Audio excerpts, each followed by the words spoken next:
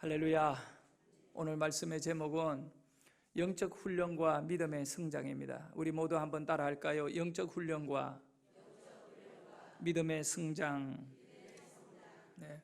우리에게 꼭 필요한 것이 있다면 영적인 훈련을 통해서 얻어야 할 믿음의 성장입니다. 절대로 세상에는 그저가 없다잖아요. 우리의 믿음도 마찬가지입니다. 하나님으로부터 우리에게 주어진 이 믿음이라고 하는 귀한 선물은 이 훈련을 통하여, 특별히 영적인 훈련을 통하여 우리에게 더 확장되어지고 깊어진다는 사실을 기억하셔야 됩니다. 오늘 본문은 이 스데반 집사님이 이제 예루살렘에서 성령에 충만하여 예수 그리스도를 전하게 됩니다. 수많은 사람들이 이 스데반 집사님의 설교를 듣게 됩니다. 그런데 이 설교의 내용이 그 유대인들의 가슴을 찌르는 내용입니다. 당신들이 죽인 예수가 하나님의 아들이고 우리의 구원자라고 선포하게 됩니다. 그 사실을 길게 사도행전 7장에 이렇게 스데반 집사가 설교를 하게 되는데, 그 설교 내용 가운데에 오늘 우리가 읽었던 사도행전 7장 22절에서 33절에 이르는 말씀이 바로 모세에 관한 말씀인 겁니다. 이 구약의 말씀의 예언자들이 선포하고 외친 그 메시아가 누구냐? 결국 모세를 통하여 우리에게 말씀하고자 하는 하나님의 그 메시지가 뭐냐? 이것을 스데반 집사가 설명하기 위하여 이 모세가 겪었던 그런 사역들을 우리 가운데 짧게나마 설명하면서 바로 이 메시아인 예수 그리스도를 우리의 가운데에 그것을 온전히 이렇게 알려주고 있는 것입니다. 특별히 이 스데반 집사가요, 이 설교를 하고 난 다음에 눈이 열렸는데 영적인 눈이 열린 거예요. 사도행전 7장 56절에 보면 이렇게 말씀하고 있어요. 보라, 하늘이 열리고, 이제 이 스데반 집사의 눈에는 이 하늘이 보이기 시작합니다. 그리고 하늘을 보좌 우편에 앉아 계시다가 이 스데반을 향하여 벌떡 일어나 계시는 바로 인자이신 예수님을 보게 되는 것이지요. 이 스데반 집사의 삶 속에 놀라운 영적인 그런 환경이 펼쳐지고 있는 겁니다. 여러분, 우리가 이 세상을 살아가면서 눈에 보이는 것들을 다 접하고 그것 붙잡고 그곳에 어떻게 보면 구걸하며 또 그것을 위하여 목숨 걸고 아둥바둥 살아가지 않습니까? 눈에 보이는 것들, 어쩌면 오늘 또 교회에 나오기 위하여 여러분은 나름대로 눈에 보이는 여러분의 모습을 더 예쁘게 하기 위하여 바르고 칠하고 다 했으면 옆에 분은 한번 보세요. 잘 꾸몄지요? 그것을 누구는 그렇게 합니다. 분장을 잘했다고. 다 그런 겁니다. 눈에 보이는 세계를 굉장히 중요시 여기는, 저도 마찬가지지요. 그럼 우리가 눈에 보이는 세계가 다가 아닌 겁니다. 이 세계는 두 가지로 존재하는 겁니다. 눈에 보이는 세계와 자연의 질서에 움직여지는 눈에 보이는 세계와 스데반 집사가 말씀에 충만하고 영적인 세계 가운데 나아갔을 때 눈에 보이지 아니하는 세계, 곧 영적인 세계가 존재하는 것입니다. 우리가 영적 훈련을 통하여 성장하게 되면 눈에 보이지 않는 영적인 세계를 바라보게 된다고 믿습니다. 사랑하는 성도 여러분, 누가복음 17장에 보면 예수님께서 갈릴리에서 예루살렘으로 올라가시다가 어느 한 마을을 지나게 되는데, 그 마을 앞에서 가장 인생의 이 처절한 이 고통 속에 소망이라고는 전혀 없습니다. 늘 제가 여러분에게 말씀합니다마는 우리 인생들은 소원들은 다 갖고 있는데 소망은 없다는 거예요. 뭐 부자가 되고 싶은 소원이 있지요. 그리고 질병에 고통받는 분들은 치료되고 싶어 하는 소원이 있잖아요. 하지만 그들에게는 소망이 있느냐? 그 소원을 이루어줄 만한 힘이 되는 소망이 있느냐? 소망은 없다는 거예요. 하지만 예수님은 우리의 소망이십니다. 소원이 아니라 소망이십니다. 그분을 가까이 하게 되면 모든 소원들을 이룰 수 있는 능력이 주어지는 거예요. 바로 소망이신 예수님이 이제 그 한 마을 입구를 지나갈 때 마을 밖에서 움막을 치고 살아가던 10명의 나병 환자들, 이 문둥병이지요. 나병 환자들이 딱 예수님을 바라보면서 야, 저분은 수많은 병자들과 죽은 나사로도 살려내고 우리 같은 이 문둥병자들을 돌아보신 분이신데 라고 하며 그들은 당신들의 소망이 되시는 예수님을 향하여 달려와서 멀리 떨어져서, 가까이 올 수 없잖아요. 멀리 떨어져서 크게 소리쳐 외칩니다. 예수여, 예수여, 우리를 불쌍히 여기소서. 계속 10명이 막 외치는 거예요. 왜? 예수님은 소망이 있거든요. 저분을 그냥 보낼 수 없는 거예요. 소망을 그냥 보낼 수 없는 거예요. 이분들의 삶이라고 하는 것은 너무 처절하잖아요. 자신의 인생의 문제를 해결해 줄 자가 저 예수라고 믿었거든요. 그래서 외치니까 우리 예수님이 그들을 향하여 말씀합니다. 너희 몸을 제사장에게 가서 보여라. 사실은요, 이 문둥병 환자들은 마을로 들어가면 안 돼요. 특별히 제사장에게 나아가면 안 되는 인물들입니다. 제사장은 거룩해야 할 사람들입니다. 정결해야 할 사람입니다. 그런데 언제 이들이 제사장 앞에 나가느냐? 딱 2번이에요. 먼저 자기가 문둥병이 걸렸을 때 제사장에게 가서 판결을 받고 마을에서 쫓겨날 때, 또 한 번은 이런 경우는 잘 일어나지 않지만 기적 같은 일이 일어나서 어느 날 갑자기 몸에 있던 그런 나병 이 균이 사라져버리는 일이 일어난다 했을 때 완치된 것을 이제는 제사장에게 가서 확인을 받는 거예요. 그러면 제사장이 무슨 일을 했냐? 이제 이 나병 환자들은 대체로 가난한 사람들이에요. 그래서 이 나병 환자를 위하여 제사장은 비둘기를 잡아가지고 제사를 지내주고 정결의식을 치러줘야 돼요. 비둘기의 피를 내고 그 비둘기로 하나님 앞에 제사를 지내는, 비둘기는 가장 이렇게 저렴한 제사의식입니다. 하나님께서는 이렇게 은혜의 길을 다 만들어 두셨는데, 바로 그 10명의 문둥병 환자들에게 예수님이 하신 말씀은 너희의 몸을 그 제사장님에게 가서 보여라. 그 말은 뭡니까? 헷갈리는 거예요. 왜? 나야만이 제사장에게 가서 몸을 보여야 되는데 이 몸에는 진물이 흘러내리고 엉망인 상태 그대로 이 상태로 제사장에게 가라 그러면 돌에 맞아 죽거나 이 큰일 날 문제거든요. 율법을 어기는 일인데 그렇게 예수님의 말씀은 너희 몸을 제사장에게 보여라. 그랬을 때 이 10명의 나병 환자들이 예수님의 말씀을 듣고 그 말씀에 대한 믿음을 가지고 제사장을 향하여 달려가게 되는 겁니다. 이들이 눈으로 볼 때 눈에 보이는 세계는 뭐냐? 질병입니다. 이 죽음의 그 질병에 그대로 이렇게 그 나병이라고 하는 문둥병이 그들의 몸을 떠나지 않은 상태입니다. 눈에 보이는 것은 질병입니다. 눈에 보이는 것은 율법적으로 아직 해결되지 않는 문제를 가지고 있습니다. 그대로입니다.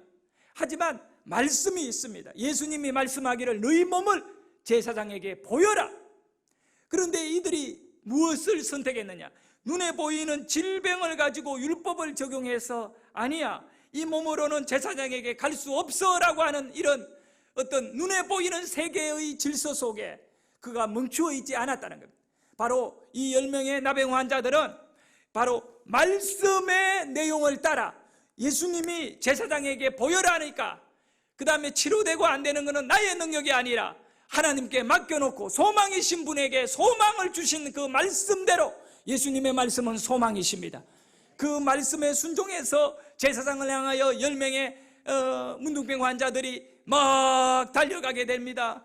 10명이 막 힘을 다하여 뛰어갈 때 그들의 걸음은 온전하지 않고 보여지는 것은 절망이잖아요. 문둥병이 그대로 있습니다. 옆에 달리다가 얼굴을 보니까 눈이 막 찌그러지고 코가 무너지고 입이 털어지고 손이 막 이렇게 잘려나간 그 문둥병 환자들이 여전해요. 그런데 어떤 시점이 지났어요. 그들이 계속 주의 말씀에, 소망의 말씀에 믿음을 갖고 달리고 또 달리고 있어요. 마을을 향하여 치고 들어갑니다. 마을 안에 들어가서 달리고 있습니다. 이제 멀지 않아 제사장의 집이 나옵니다. 제사장이 있는 그런 곳이 있습니다. 그런데 놀라운 역사가 일어났던 거예요. 달리고 있는 가운데 바로 눈에 보이던 질병을 가지고 그대로 제사장 앞에 달리고 있었는데 어느 순간에 변화가 일어나는 것입니다. 잘려나갔던 그 모든 손들이 정상으로 회복되고, 문드러졌던 코가 회복되고, 이그러졌던 입이 바로 세워지고, 모든 것이 정상으로 돌아왔습니다. 달리던 열병의 문둥병 환자들은 자신의 몸이 가벼워지고 큰 변화가 일어났다는 것을 알게 됩니다. 할렐루야.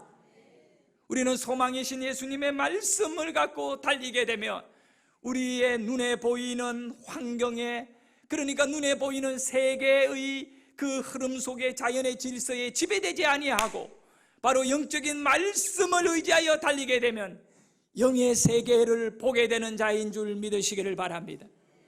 왜 여러분의 믿음이 영적으로 성장해야 됩니까? 영적인 훈련이 여러분에게 왜 필요합니까? 이런 믿음의 세계를 보며 사는 성도가 되어야 하기 때문에 그렇습니다. 언제까지 여러분이 눈에 보이는 것에만 집착하고 눈에 보이는 일들로만 갈등을 일으키면서 또 눈에 보이는 것으로 인하여 행복을 찾으며 살아가려고 합니까? 하나님이 우리에게 허락하신 영적인 세계의 그 행복과 축복과 기쁨은 눈에 보이는 것과는 비교할 수 없다는 사실을 여러분이 아셔야 하는 것입니다. 하나님이 여러분을 향하여 허락하신 은혜, 그 축복은 이루 말할 수 없는 것입니다. 그래서 여러분, 다른 것이 아닙니다. 우리는 오늘 눈에 보이는 세계에 끌려가는 인생이 되지 말자는 것입니다.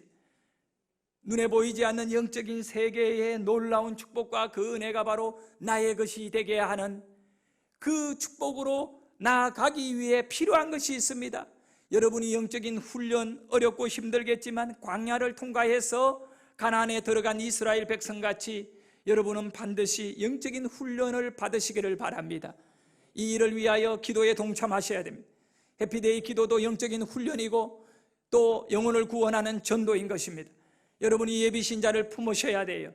그리고 열심히 그 예비신자들에게 찾아가고요, 이런 일들이 여러분에게 이루어지는 가운데 여러분은 점점 영적인 세계를 보게 되는 줄 믿습니다.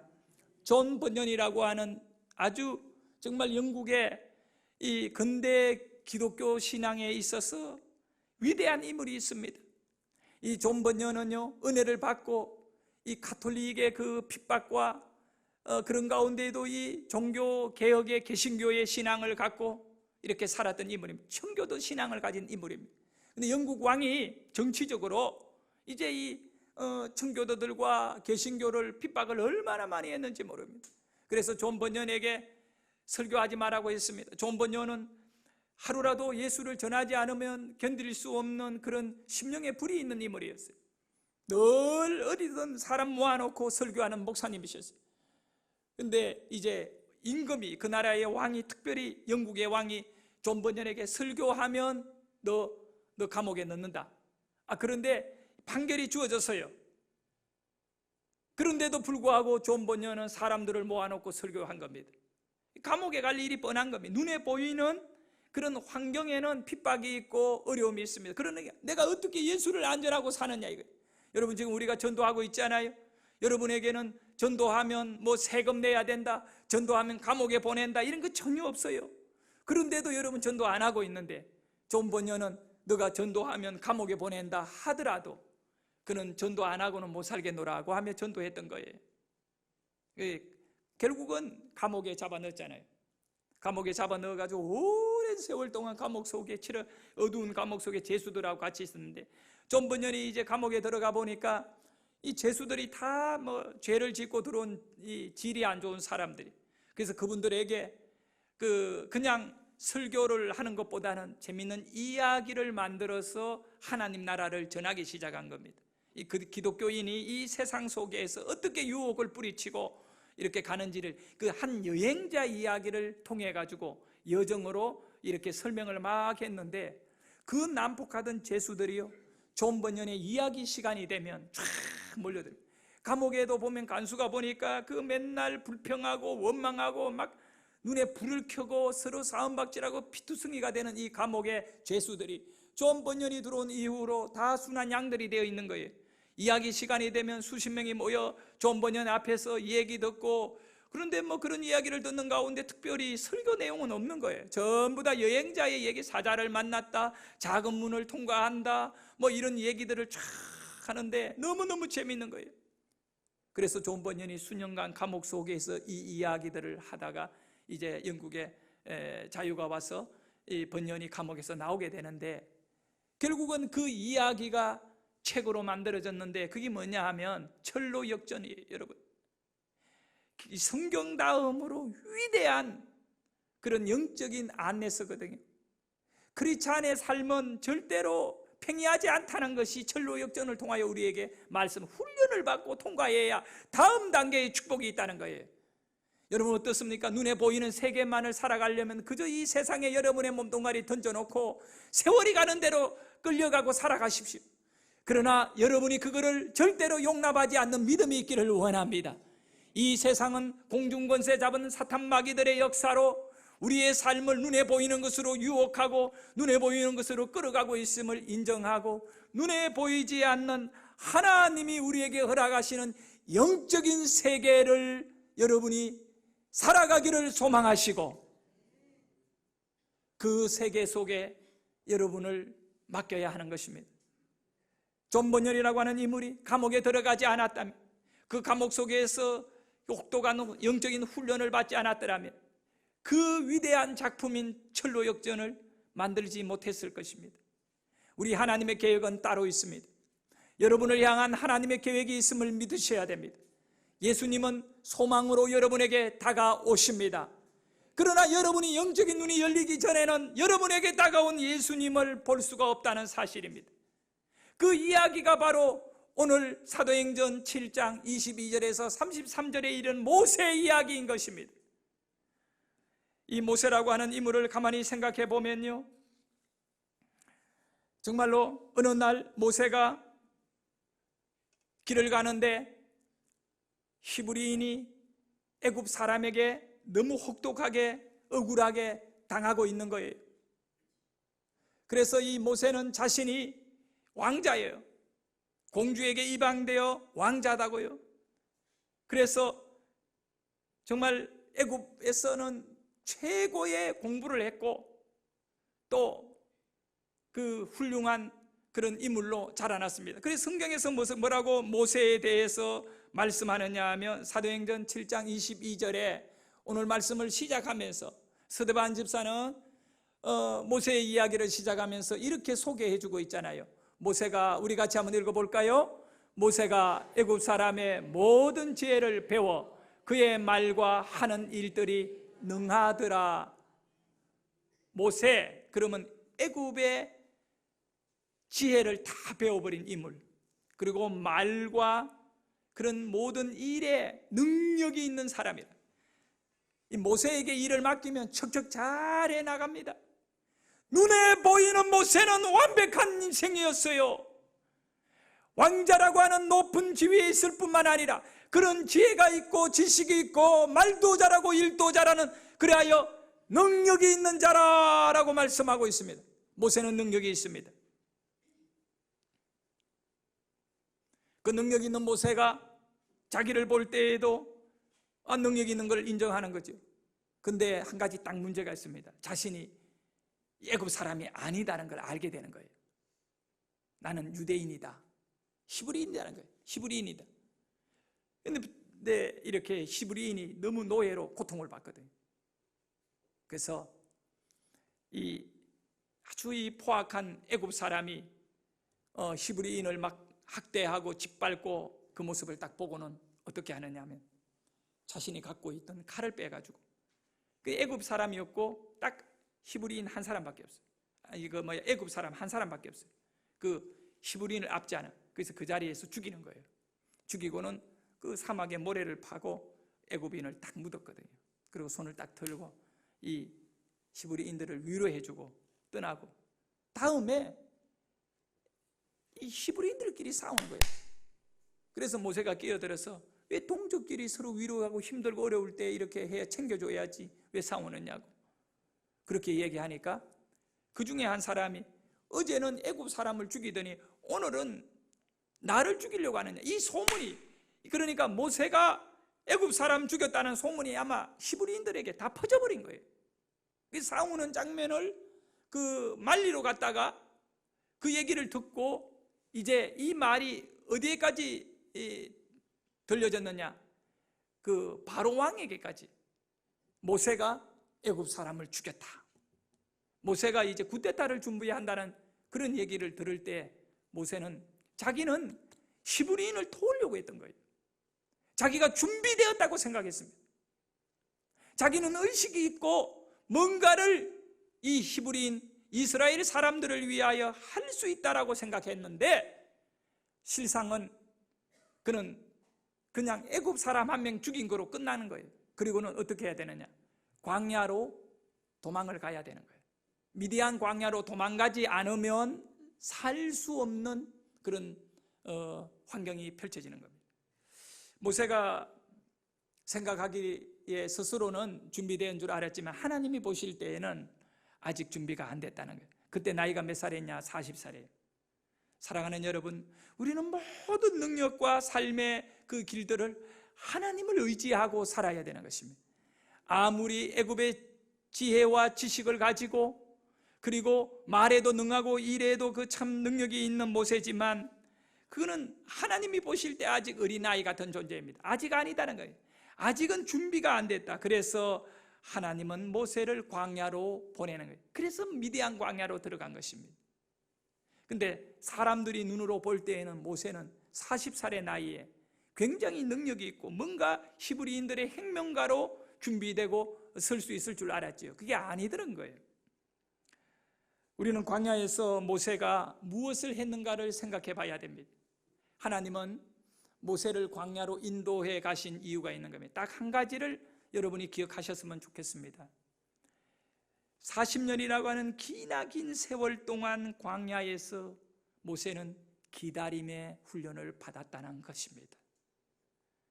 기다림인 거예요. 여러분, 광야는 잘 아셔야 됩니다. 학문을 배우는 곳이 아닙니다.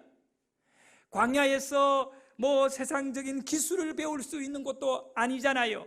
광야는 너무 단순한 겁니다. 변화가 없는 곳이 광야입니다. 사람도 없습니다. 인간관계도 광야에서는 형성할 수 없습니다. 광야에서 어떤 특별한 방법을 배운다? 절대 아닙니다. 그런 거 소용없습니다. 영적인 훈련, 여러분 어떤 기술을 배운다든가 그런 방법에 치중할 것이 아님을 우리는 알아야 됩니다. 다른 거 아닙니다. 광야에서는 그냥 기다려야 합니다. 하나님만을 기다려야 합니다. 그것이 최대의 훈련임을 여러분 아셔야 합니다. 여러분의 인생 속에 지금 눈에 보이는 것에 모든 삶을 다 걸어버리고 살아가는 저와 여러분이잖아요. 그런데 하나님은 우리에게 다가오셔서 때로는 네가 모든 걸 준비 다 했고 네가 나름대로 눈에 보이는 세계를 뒤집을 수 있는 그런 어떤 인물이라고 네가 생각하고 또 네가 그걸 기다리고 있는지 모르지만 네가 그 눈에 보이는 세계를 뒤집는 것을 기다리지 말고 너의 인생의 진정한 능력과 놀라운 역사는 하나님을 만나야 되는 거예요. 하나님을 만나야 우리에게 변화가 일어나고 뒤집어지는 것이지 내 안에 하나님을 만나는 과정이 있지 않고는 우리에게는 절대로 소망이 없음을 여러분 아셔야 합니다.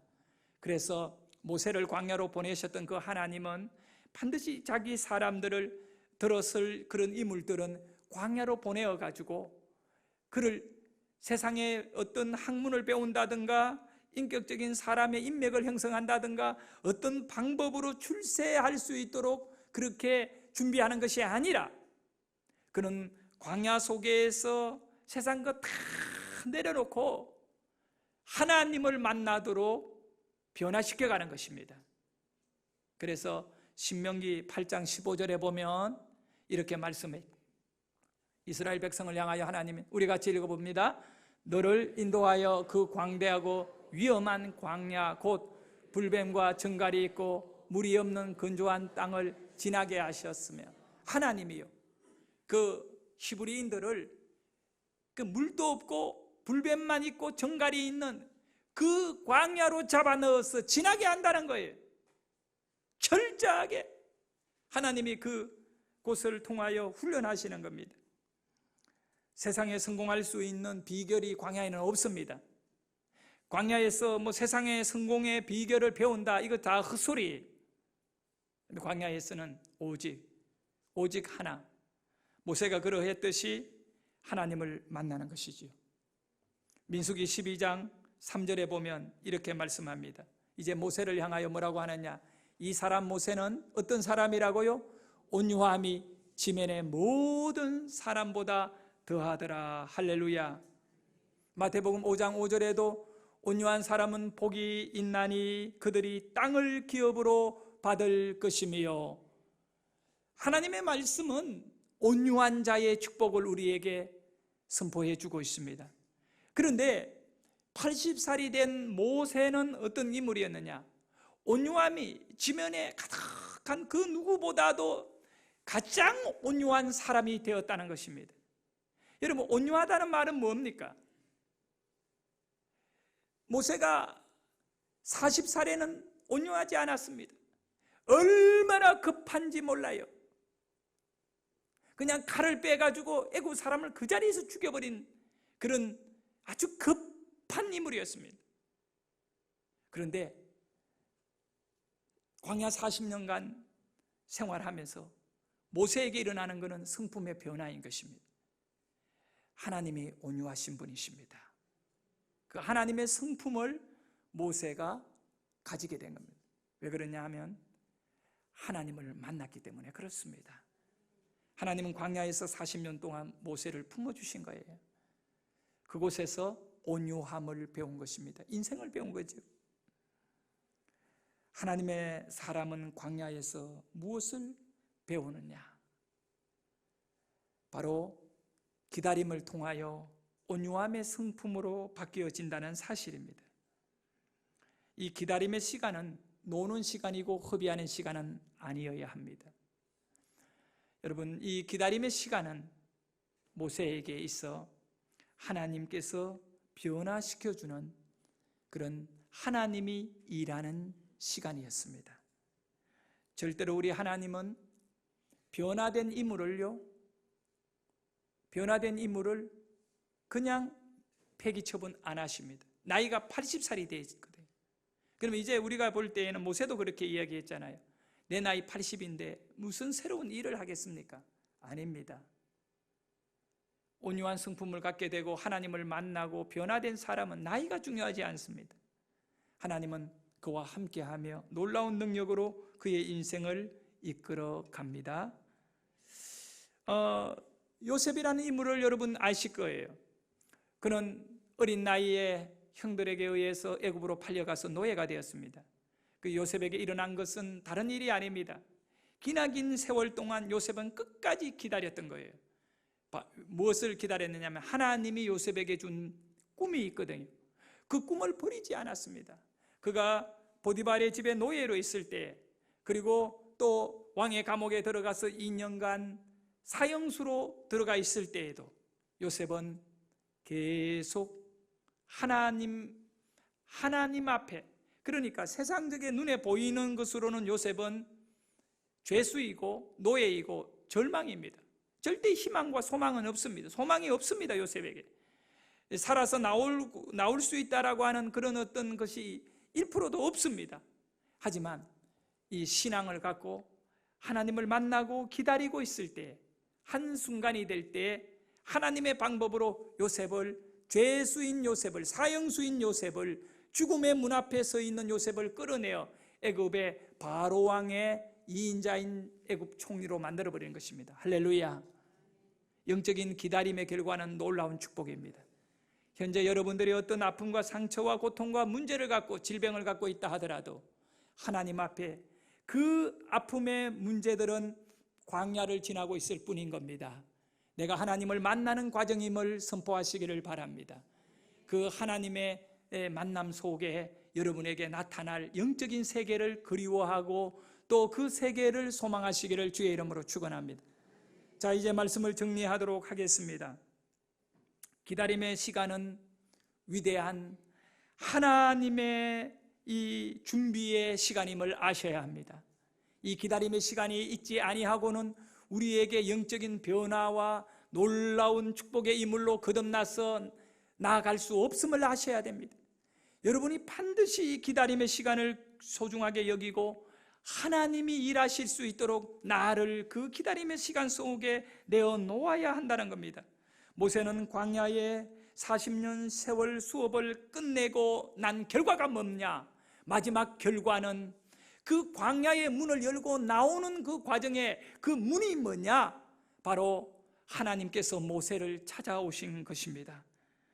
사도행전 오늘 7장 30절의 말씀이 이러합니다. 자, 우리 같이 읽도록 합니다. 40년이 참에 천사가 시내산 광야 가시떨기 불꽃 가운데에서 그에게 보이거늘. 할렐루야. 하나님의 불꽃 가운데 하나님이 보인다. 여기 스데반은 천사가 보인다는데, 이 출애굽기에 가면 여호와 하나님이 직접 그곳에 임재하여 모세를 부르고 계십니다. 모세야, 모세야. 40년 만에 하나님의 음성이 들리는 것입니다. 눈에 보이는 광야는 정말 정갈과 불뱀과 사람이 존재하지 않는 죽음의 땅입니다. 그러나 모세가 광야로 쫓김을 받을 때, 광야로 도망갈 때, 이 광야는 가장 사람이 살지 않고 정말 가장 거친 땅이요, 절망의 땅이요, 죽음의 땅이었던 것입니다. 모세는 생각했습니다. 이 죽음의 땅에 들어가면 사람들이 나를 쫓아오지 않을 것이다. 그리하여 인생을 포기하고 이 미디안 광야, 사람들이 살지 않는 광야로 들어갔던 것입니다. 그저 그렇게 살다가 생명부지하다가 끝내려고 들어갔던 겁니다. 그런데 그것이 아니었습니다. 모세는 죽음의 땅인 줄 알고 광야로 들어갔고 인생의 막장이라 생각하고 광야로 들어갔습니다. 하지만 40년이 지난 뒤에 그 광야는 죽음의 땅이 아니었던 거예요. 모세를 영의 눈을 열게 하는 훈련의 장소였던 것입니다. 사랑하는 여러분, 하나님이 모세를 만나 주신 것입니다. 그리고 하나님께서는 모세에게 이렇게 말씀합니다. 사도행전 7장 33절입니다. 우리 같이 크게 읽도록 합니다. 시작. 내 발에 신을 벗어라. 내가 서 있는 곳은 거룩한 땅이니라.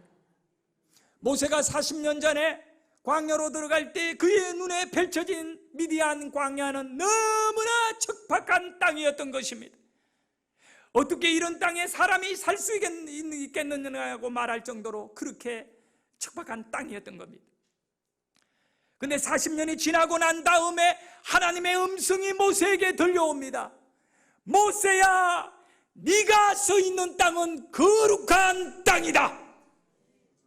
사랑하는 여러분, 하나님이 우리를 만져주고 우리를 변화시켜 주시고 우리를 만나주는 곳이 거룩한 곳인 줄 믿어야 합니다. 그 미디안 광야는 이제 모세에게 척박한 땅이 아닙니다. 거룩한 땅인 것입니다. 오늘 여러분의 가정이 어떤 곳입니까? 여러분의 직장이 어떤 곳입니까? 우리가 살아가는 이 모든 환경, 심지어 이 교회가 어떤 곳입니까? 여러분, 교회는 거룩하고 세상은 악한 곳입니까? 그렇지 않습니다. 우리가 하나님을 만나고 훈련받는 그곳은 거룩한 곳입니다. 그곳이 어떤 곳이든 간에, 그곳이 직장일 수 있고 가정일 수 있고 교회일 수 있습니다. 그곳에서 나를 변화시켜야 합니다. 그 변화된 그곳에는 하나님이 계셨던 겁니다. 그리고 내가 그렇게 불모지로 여기고 척박한 땅으로 여겼던 그곳이 바로 거룩한 곳이니 신을 벗으라고 말씀하고 있지 않습니까? 하나님을 만나는 곳입니다. 우리는 이렇게 하나님을 만남으로 인하여 더 변화된 삶으로 위대한 주님의 일꾼으로 쓰임을 받을 수 있음을 아셔야 합니다. 모세는 광야 40년간을 하나님의 은혜 안에 영적인 훈련을 받았습니다. 마지막의 결과는 이 모세의 두 눈으로 하나님의 임재의 불꽃을 보게 되는 것입니다. 저도 여러분도 눈에 보이는 것만 의지하고 살아가지 말기를 소원합니다.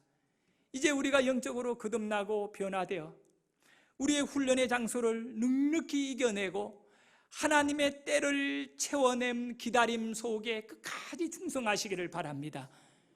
그리고 난 다음에 우리의 눈이 열려지기를 원합니다. 이 가정이 바로 영적인 축복의 가정이었구나. 이 교회가 바로 하나님의 거룩한 곳이었구나. 이 직장이 거룩한 곳이구나. 이 모든 환경, 사회, 그런 곳이 다 거룩함으로 온전히 하나님이 계시는 환경을 여러분이 영의 눈을 열고 보아야 하는 것입니다. 그 은혜가 있기를 다시 한번 간절히 축원합니다. 기도하겠습니다.